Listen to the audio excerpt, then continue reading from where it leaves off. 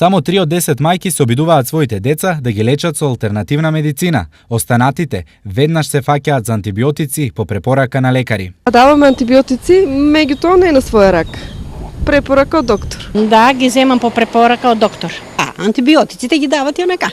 Употребата на антибиотиците треба да се сведе на минимум. Светската здравствена организација предупредува дека со прекумерната употреба на антибиотици, телото, односно вирусите и бактериите, стануваат отпорни на антибиотиците. Ради неконтролирано давање неадекватни антибиотици доаѓа до ослабнување моќта на антибиотикот, односно мутација на бактериите, и во даден момент кога ќе треба да се даде тој антибиотик за дадена инфекција, нема да делува адекватно. Ова од причина што антибиотиците се немоќни кога се во прашање некои вирусни заболувања.